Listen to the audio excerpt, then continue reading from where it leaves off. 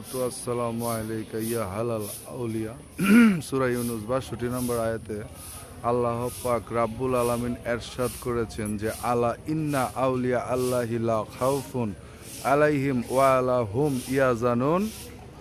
তো এই যে আউলিয়া, দুই কুলের সুলতান, বলতেছে কত মহামুনি ঋষি নাম জপে তার দিবানিশি, সেই নামেরই গুণেতে পাই মরা দেহে প্রাণ, দুই কুলের সুলতান ভান্ডারী দুই কুলের সুলতান। এই যে দেখুন হযরত শাহ সুলতান আউলিয়া, নেত্রকোনা জেলা মদনপুরে বসছেন এই বিসমিল্লাহ অলি, যে অলি কুলের সম্রাট। এই যে বাবা জান কেবলার দরবার। তো আপনাদের সকলকে আজকে বৃহস্পতিবার মুর্শিদের বার, আপনাদের সকলকে আমন্ত্রণ করা হলো।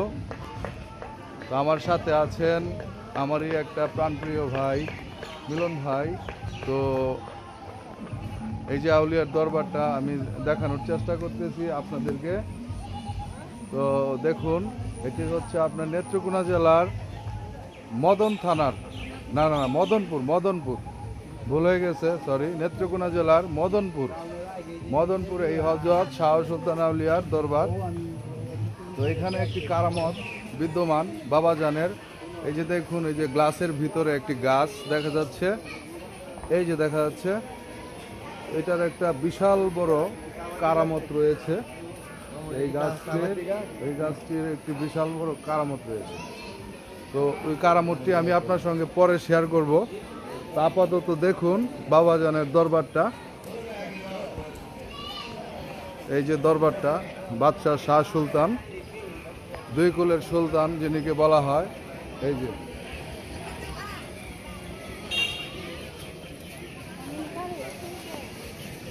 যে হযরত শাহ সুলতান আউলিয়ার দরবারটা। এই যে ভিতরে বাবাজান বাদশাহ। সূরা আহজাবে বলছে তাদেরকে তোমরা মৃত বলিও না, তারা জীবিত, তো তারা মরে নাই। আল্লাহ পাক রাব্বুল আলামিন ইরশাদ করছে যে তারা মরে নাই, তার মানে তারা মরে নাই।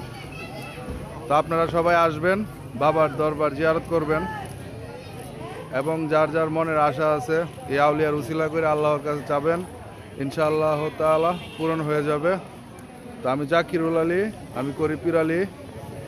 তো সবাই আসবেন, আমন্ত্রণ রইল।